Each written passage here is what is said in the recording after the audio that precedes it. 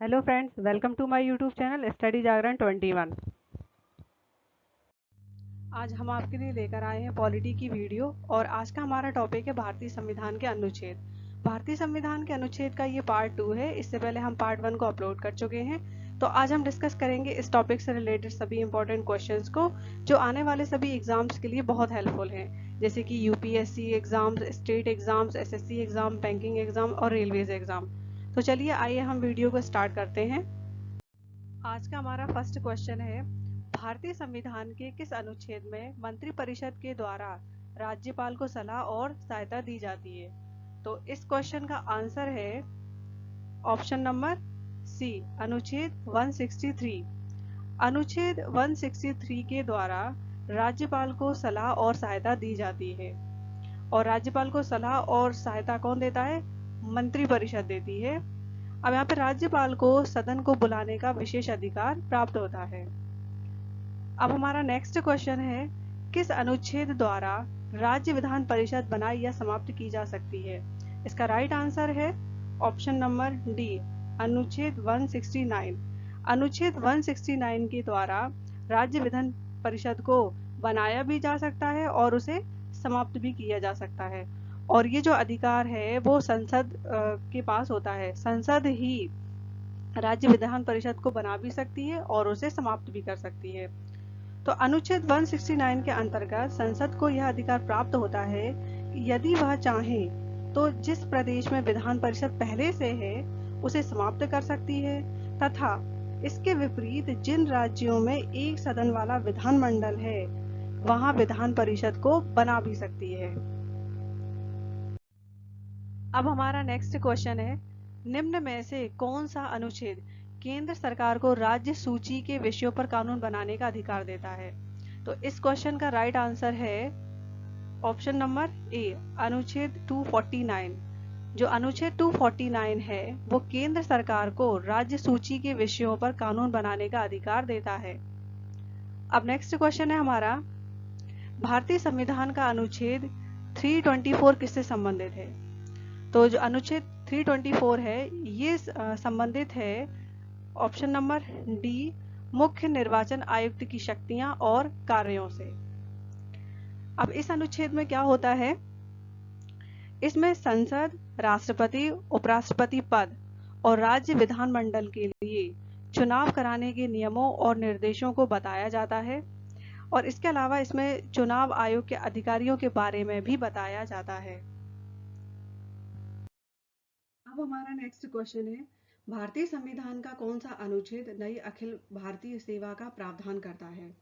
तो इस क्वेश्चन का राइट आंसर है ऑप्शन नंबर बी, अनुच्छेद 312। जो अनुच्छेद 312 है वो नई अखिल भारतीय सेवा का प्रावधान करता है। अब इसके अंतर्गत किया क्या जाता है? तो ये राष्ट्र की एकता, अखंडता और स्थिरता को बनाए रखने का काम करते हैं। अब इस क्वेश्चन के बाद हमारा नेक्स्ट क्वेश्चन है, किस अनुच्छेद के अंतर्गत अनुसूचित जातियों और अनुसूचित जनजातियों के लिए राष्ट्रीय आयोग का प्रावधान किया गया है? इस क्वेश्चन का राइट आंसर है ऑप्शन नंबर ए, 338 और 338 ए। अनुच्छेद 338 अनुसूचित जातियों के लिए राष्ट्रीय आयोग का प्रावधान करता है और जो अनुच्छेद 338 ए है वो अनुसूचित जनजातियों के लिए राष्ट्रीय आयोग का प्रावधान करता है। अब हम अपना नेक्स्ट क्वेश्चन देखते हैं। क्वेश्चन है, अनुच्छेद 300 में वर्णित संपत्ति का अधिकार कौन सा अधिकार है? तो इस क्वेश्चन का राइट आंसर है ऑप्शन नंबर सी, विधिक अधिकार। अनुच्छेद 300 में जो संपत्ति का अधिकार वर्णित है वह एक विधिक अधिकार है और इसे पहले मौलिक अधिकार के अंतर्गत अनुच्छेद 31 में रखा गया था। इसके बाद फिर क्या हुआ, 44वां संविधान संशोधन हुआ था 1978 में और उसके बाद मौलिक अधिकार को समाप्त कर दिया गया था और अब यह एक संवैधानिक अधिकार है। क्लियर? अब हम अपना नेक्स्ट क्वेश्चन देखते हैं, किस अनुच्छेद के द्वारा भारत के संघ लोक सेवा आयोग की स्थापना की गई है? इस क्वेश्चन का राइट आंसर है ऑप्शन नंबर डी, अनुच्छेद 315। अनुच्छेद 315 के द्वारा भारत के संघ लोक सेवा आयोग की स्थापना की गई है। अब हम ये देखेंगे कि इसकी स्थापना कब हुई थी। तो संघ लोक सेवा आयोग की स्थापना हुई थी 1 अक्टूबर 1926 को नई दिल्ली में, और इसके पहले अध्यक्ष थे सर रोज बार्कर, और इसकी पहली महिला अध्यक्ष थी रोज विलियम बैथ्यू। क्लियर।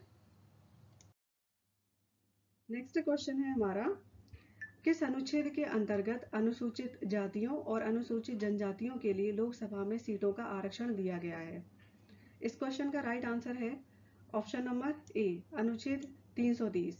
अनुच्छेद 330 के अंतर्गत अनुसूचित जातियों और अनुसूचित जनजातियों के लिए लोकसभा में सीटों के आरक्षण का प्रावधान किया गया है।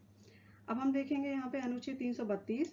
तो अनुच्छेद 332 के अंतर्गत अनुसूचित जातियों और अनुसूचित जनजातियों के लिए विधानसभा में सीटों के आरक्षण का प्रावधान किया गया है।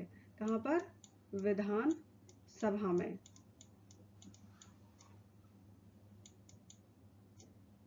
क्लियर। अब हम देखते हैं हमारा नेक्स्ट क्वेश्चन। क्वेश्चन है, राज्य विधान परिषद का प्रावधान भारतीय संविधान के किस अनुच्छेद के अंतर्गत आता है? तो इस क्वेश्चन का राइट आंसर है ऑप्शन नंबर सी, अनुच्छेद 171। अनुच्छेद 171 के अंतर्गत राज्य विधान परिषद का प्रावधान भारतीय संविधान में आता है। और अगर अभी हम देखें कि कितने राज्यों में विधान परिषद है, तो 6 राज्यों में विधान परिषद है। वो 6 राज्य कौन कौन से हैं? वो है आंध्र प्रदेश, कर्नाटक, बिहार, महाराष्ट्र, तेलंगाना और उत्तर प्रदेश। इसके अलावा राजस्थान, असम और ओडिशा को भारत की संसद ने अपने स्वयं के विधान परिषद बनाने की स्वीकृति दे दी है। अब हम अपना नेक्स्ट क्वेश्चन देखते हैं। संविधान के किस अनुच्छेद के अंतर्गत वित्त आयोग का प्रावधान किया गया है? इस क्वेश्चन का राइट आंसर है ऑप्शन नंबर बी, अनुच्छेद 280। अनुच्छेद 280 के अंतर्गत वित्त आयोग का प्रावधान किया गया है। अब हम अपना नेक्स्ट क्वेश्चन देखते हैं। किस अनुच्छेद के अंतर्गत लोकसभा में एंग्लो इंडियन समुदाय के लिए आरक्षण का प्रावधान किया गया है? इस क्वेश्चन का राइट आंसर है ऑप्शन नंबर बी, अनुच्छेद 331।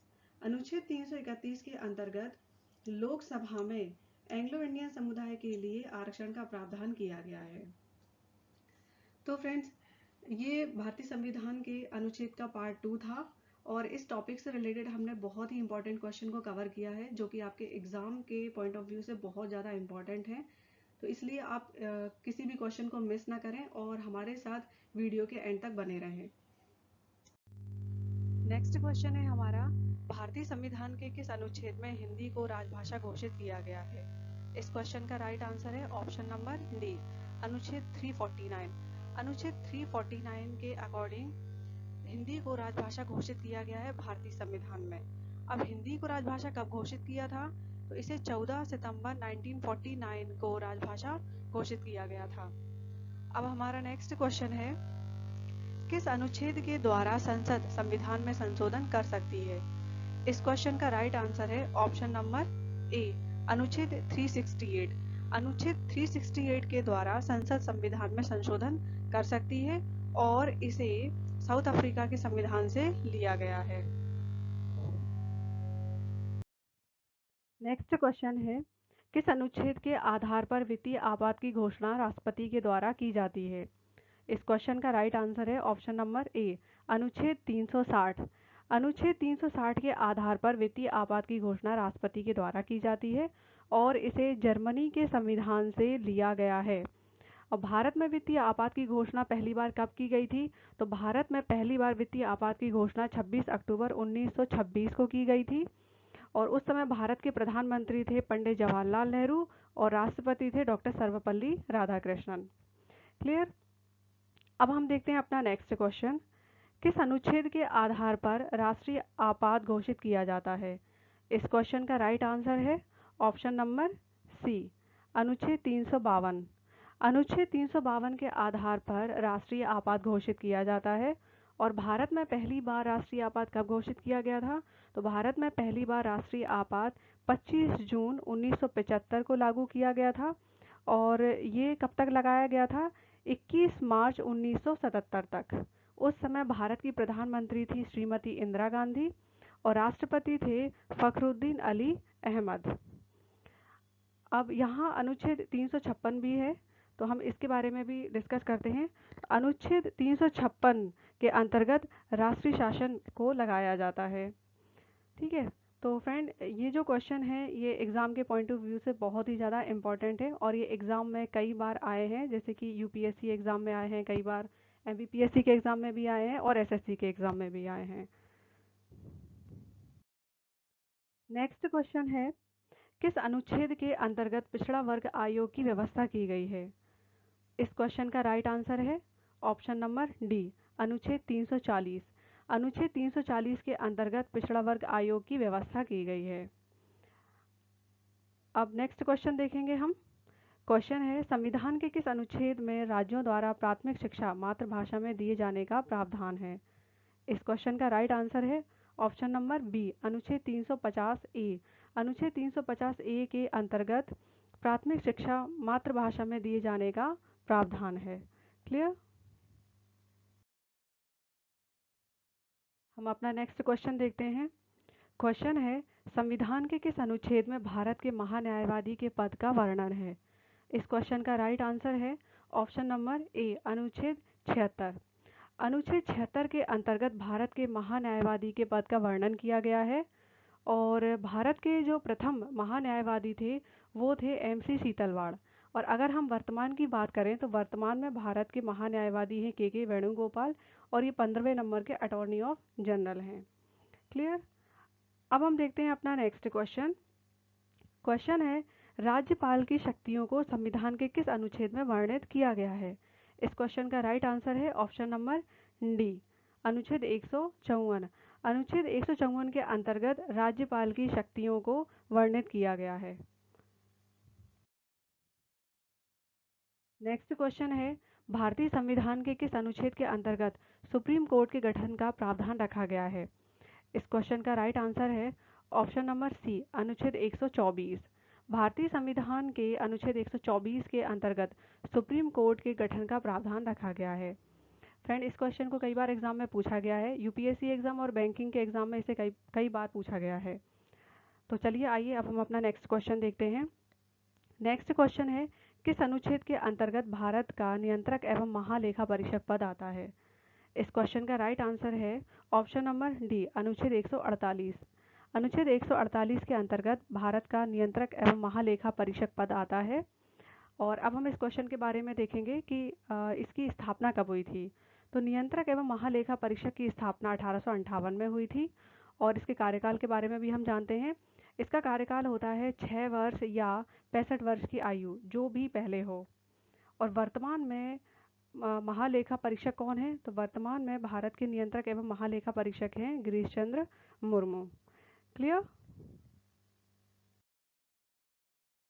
तो फ्रेंड्स ये तो थी हमारी आज की वीडियो। इसमें हमने भारतीय संविधान के अनुच्छेद पार्ट 2 के सभी इंपॉर्टेंट क्वेश्चंस को कवर किया है। फ्रेंड्स ये वीडियो आपके एग्जाम के पॉइंट ऑफ व्यू से बहुत इंपॉर्टेंट है। इस टॉपिक से एग्जाम में बार बार क्वेश्चन पूछे जाते हैं।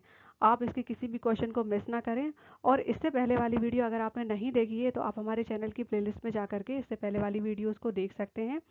तो आप हमारे वीडियो को लाइक करें, अपने फ्रेंड्स के साथ शेयर करें, सब्सक्राइब करें और बेल आइकन को प्रेस करें ताकि हमारे न्यू वीडियोज़ आप तक पहुंच सके। Thank you for watching this video.